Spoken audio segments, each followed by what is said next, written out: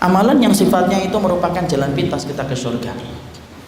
Para ulama lalu kemudian menerangkan kepada kita amalan yang kedua, yaitu adalah amalan yang sifatnya mampu menjadi jalan pintas kita ke surga, yaitu adalah amalan mencintai orang yang beriman secara zahir dan batin, dan berakhlak dengan akhlak yang baik kepada mereka.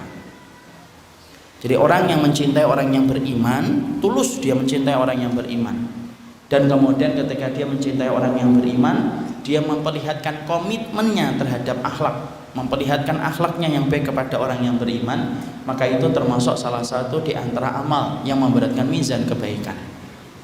Kita bicara dulu dalilnya. Dalilnya ada dua. Kalau kemudian dalil yang pertama tentunya kita faham, ma min syai'in yudha'u fil mizan athqalu min husnul khuluq. Tidak ada perkara yang paling berat ketika ditaruh di dalam mizan kebaikan seseorang manusia nanti ketika ditimbang, kecuali yang paling berat itu akhlak. Dalil yang kedua yaitu adalah menjelaskan tentang keutamaan mencintai orang yang beriman.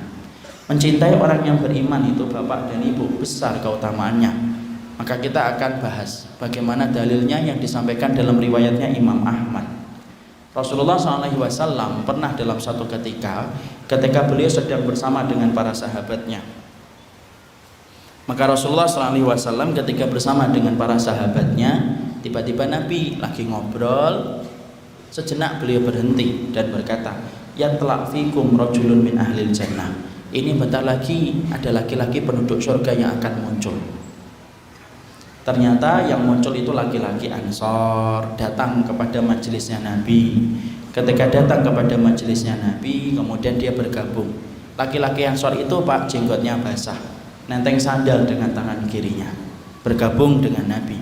Lalu kemudian dia bergabung dengan para sahabat yang lainnya. Insya Allah ya, antum bisa bayangkan kalau Nabi ngabarkan kita penduduk surga itu kayak apa. Makanya Masya Allah gembira betul kalau dikabarin dengan penduduk surga. Kalau kita kalau dikabarkan penduduk surga, oh sudah cuti kita dari amal ya. Nggak ngaji antum, enggak, kan saya penduduk surga ya. Maka kemudian beliau laki-laki Ansor itu datang bersama Rasul. Hari berikutnya kemudian Rasulullah SAW itu kemudian ngobrol lagi di tempat yang sama. Ketika lagi bicara menyampaikan sesuatu kepada para sahabat, sejenak Nabi itu berhenti dan berkata, yatlaq fikum rajulun min ahlil jannah. Ini bentar lagi nih ada laki-laki penduduk surga yang akan muncul. Yang muncul laki-laki Ansor kemarin, jenggotnya basah, nenteng sandal dengan tangan kirinya. Kemudian para sahabat sudah mulai banyak bertanya, Masya Allah, ini laki-laki ini apa ya amalnya, kok sampai Nabi mengabarkan dia itu penduduk surga. Ternyata hari yang ketiga sama, Nabi tiba-tiba di tempat itu kembali, dan tiba-tiba Nabi itu berkata, yatlaq fikum ya rajulun min ahlil jannah. Yatlaq fikum, akan muncul menghampiri kalian, yaitu laki-laki salah satu di antara penduduk surga. Dan yang muncul itu Pak, laki-laki yang kemarin selama 2 hari berturut-turut yang muncul sampai bergabung dengan Nabi. 3 kali Nabi mengabarkan bahwasanya dia penduduk surga. Sampai kemudian para sahabat itu yatasaalun fi adhanihim, disebutkan dalam satu riwayat yatasaalun, mereka itu bertanya-tanya di dalam hati mereka, fi adhanihim, yaitu di dalam benak mereka, orang ini apa sih amalnya kok sampai Nabi mengabarkan dia itu penduduk surga hingga 3 kali. Maka ada salah satu sahabat yang paling ingin tahu. Nama sahabat itu adalah Abdullah bin Amr bin As radhiyallahu anhu. Abdullah bin Amr bin As radhiyallahu anhu itu putranya Amr bin As. Kemudian dia betul-betul ingin tahu amal orang ini apa. Akhirnya kemudian dia menghampiri orang tersebut, menghampiri laki-laki Ansor itu dan berkata, wahai laki-laki Ansor, wahai ya Ansor, boleh nggak saya tidur di rumahmu barang 3 hari saja, karena sesungguhnya saya lagi ada masalah dengan bapakku dan aku ingin untuk istirahat sejenak dari masalah yang aku hadapi ketika aku di rumahmu.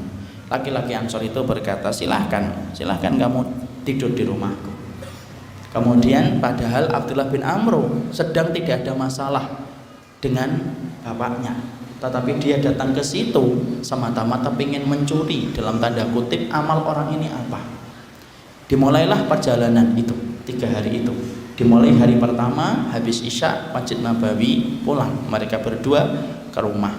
Abdullah bin Amr sempat merasa ini pasti orang ini sholat tahajudnya luar biasa, penduduk surga. 3 kali lagi Nabi mengabarkan. Ternyata setelah habis sholat isya mereka pulang, ngobrol sebentar di rumah. Setelah ngobrol sebentar di rumah, lalu kemudian ternyata laki-laki Ansor itu tidur.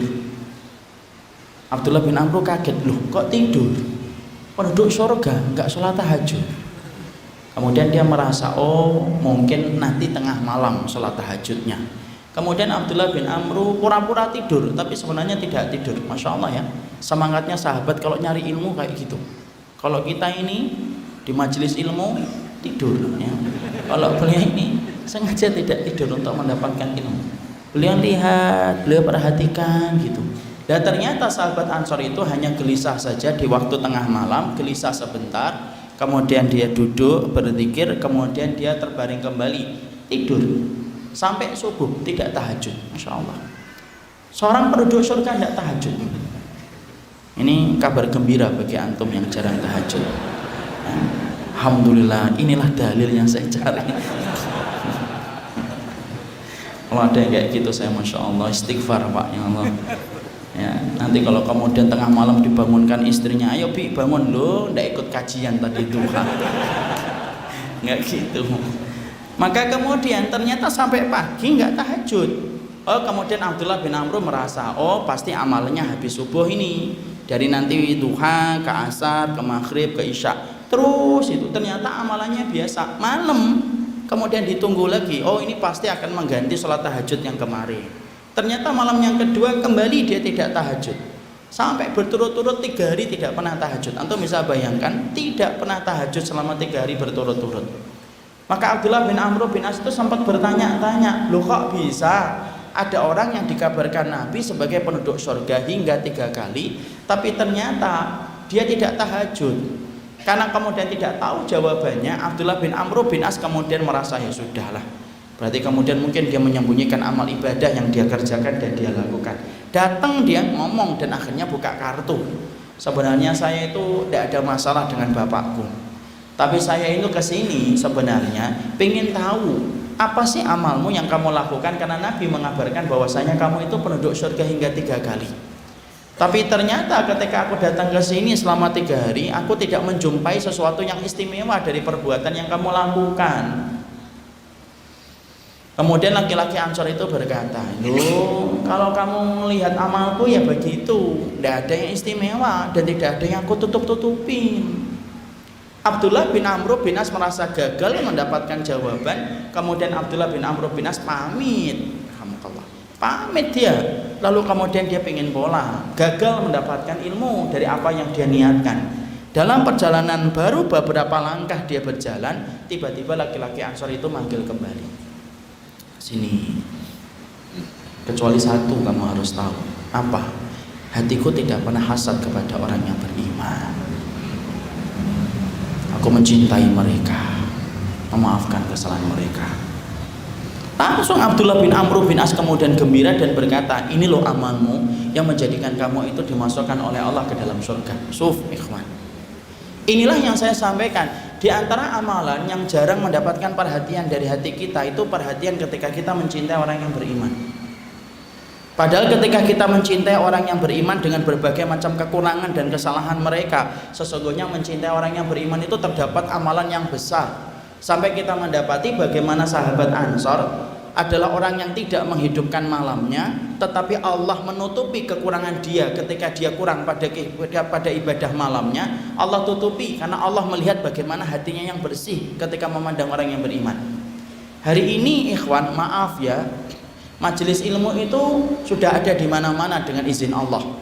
Sudah kayak jamur di musim hujan, sudah kayak gorengan itu di pinggir jalan. Tapi kemudian mendapati hati seorang mukmin, hati seorang ikhwan yang hatinya bersih memandang orang yang beriman itu susah luar biasa. Karena apa? Karena ternyata hari ini kita begitu gampang untuk membenci orang yang beriman karena alasan-alasan yang tidak syar'i yang kita miliki, dan terkadang itu menjadi pembenaran atas apa yang kita lakukan ketika membenci orang yang beriman. Padahal tahukah kita kehidupan umat dari umat terdahulu dari salaful ummah, di antara amalan yang luar biasa yang dilakukan oleh mereka itu apa? yaitu adalah kehidupan akhlak mereka itu luar biasa. Dan salah satu yang paling menonjol dalam kehidupan akhlak para ulama terdahulu itu apa? Kebersihan hatinya ketika memandang orang yang beriman. Makanya saya akan sampaikan ya kisahnya Ibrahim An-Nakhai. Ibrahim An-Nakhai itu salah satu ulama besar. Tapi tahukah kita Ibrahim An-Nakhai itu matanya rabun, akhi. Matanya itu rabun. Tapi dia ulama besar, tinggal di Kufah. Muridnya banyak. Tapi rabun. Karena kita paham ya, banyak ulama yang mereka itu kemudian diuji dengan penglihatan. Maka ada salah satu muridnya yaitu Ibrahim An-Nakhai, namanya Sulaiman bin Mihran. Sulaiman bin Mihran itu tidak tega membiarkan gurunya kalau pergi ke Masjid Jami' Kufah dalam keadaan kesulitan gara-gara kondisi yang matanya yang rabun. Tetapi Sulaiman bin Mihran itu apa? Sulaiman bin Mihran itu matanya juling. Maka kemudian Sulaiman bin Mihran itu kemudian menawarkan kepada Ibrahim An-Nakhai, wahai guruku, syekhku, nanti kalau kamu ingin pergi ke masjid, biarlah saya yang akan ngantar kamu ke masjid, supaya kamu tidak kesulitan sampai ke Masjid Jami. Ibrahim An-Nakhai itu nolak, tidak usah, karena tahu Sulaiman itu juling. Tapi ternyata Sulaiman itu betul-betul kemudian bersikeras untuk kemudian menuntun Ibrahim An-Nakhai pergi ke masjid. Akhirnya disetujui. Antum tahu, setiap mereka nuntun, mereka kemudian Sulaiman itu nuntun Ibrahim An-Nakhai. Itu baru kemudian masuk mau masjid. Kalau sudah mau sama masjid, apa yang dikatakan Ibrahim An-Nakhai? Ibrahim An-Nakhai itu berkata, sudahkah kita dekat dengan masjid? Kemudian Sulaiman bin Mihran mengatakan, sudah wahai guruku. Kalau sudah, tolong kamu pindah ke pinggir ya, seberang jalan. Jangan kelihatan orang kalau kamu itu sedang menonton aku. Sulaiman kan kaget. Kenapa wahai Ibrahim An-Nakhai, wahai Abu Imran, namanya itu lakopnya Abu Imran. Kenapa kunyahnya itu Abu Imran? Kenapa saya tidak boleh nonton kamu sampai ke masjid? Jangan. Kalau kamu nanti sampai nonton aku ke masjid, orang-orang nanti ngomongnya apa? Orang juling nonton orang yang rabun, dan aku tidak mau orang itu ngomongin kita. Kemudian yang lain Sulaiman bin Mihran itu berkata kepada gurunya, da'hum, biarkan saja kalau mereka ngomongin kita itu, ya biarin aja, tidak apa-apa wahai guruku, kita akan dapat pahala. Transfer mereka pahala ke kita dan kita transfer dosa ke mereka kalau mereka tuh ngomongin kita di belakang kita. Ibrahim An-Nakhai marah, Pak. Suaranya keras dan dia berkata kepada Sulaiman muridnya, naslam wa yaslamun khairum min an nukjar wa ya'saman. Dengerin ya Sulaiman, kita selamat, mereka selamat, itu lebih aku cintai daripada kita yang selamat dan mereka mendapatkan dosa gara-gara kita. Pindah kamu ke samping sana. Insyaallah. Sulaiman tertegun. Dan dia tidak menyadari bahwasanya gurunya luar biasa, hatinya bening ketika memandang orang yang beriman. Itu loh yang kita harus pahami. Apa yang disampaikan Rasul dalam kehidupan kita yang paling penting itu apa, Pak? Salah satunya kehidupan akhlak. Dan salah satu di antara bentuk kehidupan akhlak itu yang paling penting itu apa? Mencintai orang yang beriman. Makanya kemudian Abdullah bin Mubarak itu berkata apa? Kami mempelajari ilmu 20 tahun. Kami mempelajari akhlak 30 tahun. Ruwayyim itu sampai ngomong kepada anaknya. Ruwayyim itu salah satu ulama salaful ummah itu sampai ngomong, ij'al ilmaka daqiqan waj'al adabaka ij'al ilmaka milhan waj'al adabaka daqiqan. Sampai kemudian Ruwayyim itu ngomong sama anaknya, nak, nanti kalau kamu sudah berilmu, kalau kamu sudah bisa beramal, jadikanlah ilmu dan amalmu bagaikan garam, dan jadikanlah tepung adonannya itu sebagaimana kamu itu beradab dan berakhlak. Kita paham, Pak, kalau ada petugas martabak, ada tukang martabak membuat adonan, biasanya kemudian adonan itu tepungnya itu yang banyak, garamnya itu hanya ditaburi di atasnya saja. Ruwayyim ngomong, ilmumu jadikan kayak garam, akhlakmu jadikan kayak tepung, dan tepung itu porsinya jauh lebih banyak persentasenya daripada garam, karena garam itu hanya ditaburi saja. Disitulah kita paham kehidupan akhlak itu merupakan kehidupan yang penting. Dan salah satu di antara kehidupan akhlak kita, Pak, mencintai orang yang beriman. Makanya kalau ana dan antum ikut taklim, ikut ilmu, itu apakah kemudian menjadi halal begitu? Kemudian kita membenci orang? Kalaupun kemudian kita mendapati ada sesuatu yang sifatnya di situ ada perbedaan, ya wajar selama perbedaan itu berdasarkan kepada dalil yang benar. Kecuali tidak memiliki dalil, maka kita pun mengingatkan dengan cara yang baik. Kenapa? Karena mencintai orang yang beriman itu pahalanya besar. Anak ketika menjadi ustadz lalu halal gitu bagi anak untuk menodai kehormatan orang lain? Tidak halal, akhi. Karena sesungguhnya kehormatan seorang mukmin itu kita diwajibkan untuk menjaganya. Makanya tentunya antum sering saya sampaikan kan berkali-kali, kita makan riba itu yang paling ringan dosanya adalah sebagaimana berzina dengan ibu kita. Tapi ketika dosa riba itu ada 73 pintu. Yang paling berat dari dosa riba itu apa? Menodai kehormatan orang yang beriman. Jadi maaf loh, kalau ada perempuan itu di pinggir jalan, dia nawarkan dirinya untuk dijamah sama laki-laki hidung belang 60 kali dia berzina, itu lebih ringan dosanya daripada ketika kita menodai kehormatan fulan, ketika kita terjang kehormatannya, padahal kehormatan orang mukmin itu harganya mahal. Sedih saya kalau lihat hari ini taklim itu kemudian hanya menjadi ajang bagi kita untuk menodai kehormatan orang yang beriman, seakan-akan kita lupa bahwasanya menodai kehormatan orang yang beriman itu dosanya lebih besar daripada zina. Kita takut sama riba tapi tidak takut untuk menodai kehormatan orang yang beriman. Maaf, berarti kita ini kemudian dibisiki setan sampai tidak ngerti bagaimana prioritas kita ketika meninggalkan dosa. Ngajinya anak dan antum, maka kemudian menjadikan kita saling mencintai. Kalaupun ada saudara kita yang melakukan kesalahan, bukankah kalau kita mencintai mereka, cara mengingatkannya pun harus dengan cara yang baik? Karena kita tidak bisa menyalahkan ikhwan. Jangan mencela kegelapan kalau kita tidak membawa lentera. Jangan suka kemudian kita menodai kehormatan ketika kita tidak pernah menegakkan kewajiban kita kepadanya. Karena ini yang kemudian hilang dalam kehidupan hari ini ketika kita berilmu. Ikhwan, antum tahu nggak? Orang itu kalau sudah saling mencintai, saling mengingatkannya pun baik. Antum lihat aja suami istri kalau saling mencintai. Suami istri itu ikhwan kalau sudah saling mencintai, Masya Allah, kata-katanya itu lembut betul. Suami istri kalau saling mencintai itu. Coba kalau suami istri itu baru saling mencintai itu. Kadang-kadang suaminya ngomong, "Dek," istrinya langsung, "Ya mas," tuh langsung paham. Baru dek doang. Kenapa? Hati mereka lagi dekat. Kadang-kadang istrinya ngomong, "Mas," oh iya ya, lupa martabaknya. Padahal baru mas doang. Kadang-kadang lakinya, "Dek," "Ya mas," insya Allah. Tuh kan? Kenapa? Karena hatinya lagi saling cinta. Kalau orang yang beriman, kalau kemudian kita saling mencintai sebagaimana perintahnya Allah dan Rasulnya untuk mencintai orang yang beriman, Masya Allah ikhwan, kalaupun kita ngingetin ada saudara kita yang salah, cara mengingatkannya pun lembut. Sebagaimana suami istri itu kalau lagi cinta, cara mengingatkannya pun lembut dan nyampe ke hati. Tapi coba antum perhatikan kalau suami istri lagi marah-marahan, suami istri itu lagi marah-marahan ikhwan, Masya Allah, suaranya keras bertengkar itu sampai kedengeran sampai 20 rumah. Lu yang di dalam rumah tidak kedengeran. Ngomong apa mas? Ulangi lagi yang keras, jangan. Kenapa? Karena hati mereka lagi jauh. Makanya inilah yang menjadikan kita memahami betul. Kita diwajibkan dalam kehidupan ini, di dalam kehidupan yang kita mengikuti sunnahnya Nabi, salah satu perkara yang kita lupakan tetapi menjadi jalan pintas kita ke surga, bersihkan hati kita kepada orang yang beriman. Bukan berarti ketika kita mencintai orang yang beriman kita membiarkan kesalahan, enggak, tapi cara mengingatkannya pun dengan cara yang baik. Hari ini Masya Allah, antara satu taklim dengan taklim yang lain kadang-kadang bermusuhan, sampai kemudian kita dihujat kehormatannya, dinodai kemudian kehormatannya. Padahal seorang mukmin itu dijaga kehormatannya.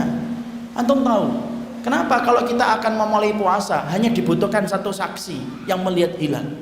Ketika Idul Fitri hanya 2 saksi yang melihat hilal, cukup untuk menandakan besok Idul Fitri. Tapi antum tahu berapa banyak yang dibutuhkan saksi kalau kita akan mengatakan saudara kita berzina? Berapa orang saksi ikhwan? 4. Lebih banyak daripada saksi yang dibutuhkan untuk mengatakan besok puasa, lebih banyak daripada saksi yang dibutuhkan untuk mengatakan besok Idul Fitri. Padahal kalau antum perhatikan, 4 saksi itu susah nggak dihadirkan kalau ngeliat orang zina? Susah. Bisa nggak kita bayangkan 4 orang gitu, bareng-bareng jenggotnya panjang tuh, Masya Allah tuh. Biasanya dua, yang dua diajak tidak mau. Kenapa Allah itu sampai mensyaratkan 4 saksi? Karena semangatnya Islam itu menutup dan menjaga kehormatan orang yang beriman. Makanya Masya Allah lah, kita pingin saling mencintai ikhwan. Orang kafir hari ini sudah terlalu banyak, itu kemonodai, kemudian mendolimi kehidupan kita.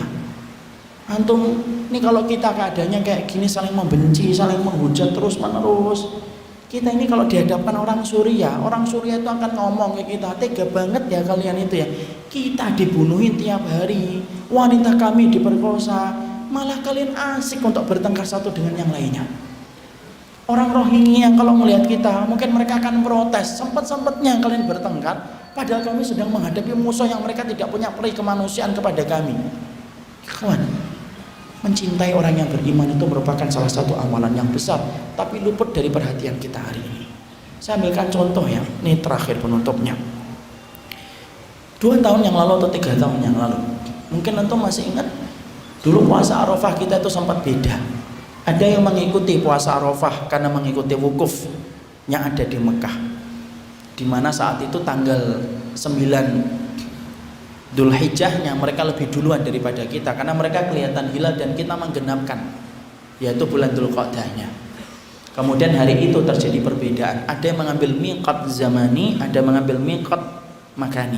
Miqat zamani itu apa? Dilihat waktunya. Kalau kita di sini waktunya tanggal 9 besok, ya kita puasa Arafahnya besok. Ada yang mengatakan miqat makani. Miqat makani itu apa? Ngambil tempat. Kalau yang di sana wukuf, ya kita puasa Arafah. Saya masih ingat betul, ada satu grup itu sampai masing-masing mereka punya kecenderungan masing-masing. Ada yang mengatakan mengambil miqat zamani, ada yang mengambil miqat makani. Masing-masing punya dalil. Khairlah insyaallah. Tapi yang saya pernah sedihkan, bagaimana orang yang mengambil 2 pendapat ini bertengkar, ikhwan. Yang mengambil miqat zamani kopas panjang, miqat makani kopas panjang, debat. Tidak ketemu, Masya Allah. Keluar dari grup, live group. Yang satu teman debatnya itu keluar, tidak terima, ikut live group juga dia. Sampai kemudian adminnya ikut-ikutan live group ya. Sampai kemudian kita berpikir, Masya Allah, puasa Arafah hukumnya sunnah, mencintai orang yang beriman hukumnya wajib. Kita malah kemudian membela sesuatu yang sifatnya sunnah mustahabbah, tapi meninggalkan yang wajib. Makanya ada salah satu di antara hal, ini penutupnya, yaitu Syekh bin Baz. Syekh bin Baz itu, beliau itu ketika habis rukuk sedekap. Ada sebagian ulama yang ketika habis rukuk lurus, yang sedekap namanya qabd, yang lurus namanya irsal. Beliau termasuk orang yang memegang pendapat kalau habis rukuk itu sedekap. Ketika beliau membela, apa hujahnya beliau dan dalilnya beliau? Panjang dalilnya beliau sebutkan dalam kitabnya. Di akhir kitabnya ada sebuah tulisan yang membuat saya jatuh cinta kepada beliau. Beliau berkata, kalau kamu pengen lurus setelah ruko, silahkan, bagi antum dalilnya. Kalau ana setelah ruko, maka saya sedekap, bagi saya dalilnya. Sebagaimana dari halaman pertama sampai halaman yang terakhir saya menyebutkan dalilnya. Tapi ingat, antum sedekap atau antum lurus itu mustahab, itu sunnah. Adapun mencintai orang yang beriman itu hukumnya wajib, dan semoga yang wajib tidak hilang dengan perkara yang mustahab. Jadi disitulah kita memahami, inilah yang harus kita perhatikan. Yang kedua, amal yang sifatnya menjadi jalan pintas kita ke surga, berakhlak yang mulia, mencintai orang yang beriman. Itu yang kedua. Apa yang ketiga? 4, 5, 6, 7 dan 8. Ada 8 ikhwan, tapi waktu jualah yang membatasi. Saya sudah disampaikan waktu tinggal 10 menit lagi. Ini pun disampaikan 15 menit yang lalu. Jadi saya kira cukup.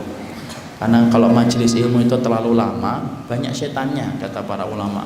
Para ulama mengatakan idza talal majlis fakana li syaitan nasibu. Majelis ilmu itu kalau terlalu lama, banyak setannya. Makanya majelis ilmu itu nggak usah terlalu panjang. Kok bisa Ustaz? Iya. Yang asalnya khusyuk lama-lama ngantuk. Yang asalnya nggak ngelihat jam, ngelihat jam. Yang asalnya tidak ke kamar mandi, ke kamar mandi. Yang biasanya tidak batuk-batuk, batuk-batuk. Makanya sebelum antum batuk-batuk, ya, kita cukupkan kajian kita dalam kesempatan hari ini. Semoga Allah memberikan keberkahan atas apa yang kita kaji. Barakallahu fikum.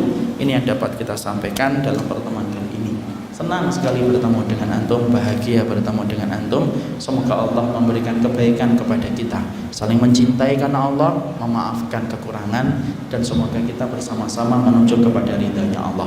Ini yang dapat saya sampaikan atas nama panitia. Atas nama yang lainnya saya mohon maaf kalau ada banyak kekurangan dan kesalahan. Jazakallah khair pula kepada Ustadz Khalid yang telah membantu kita dan telah memberikan mukadimah yang luar biasa. Kepada beliau saya serahkan kembali acaranya.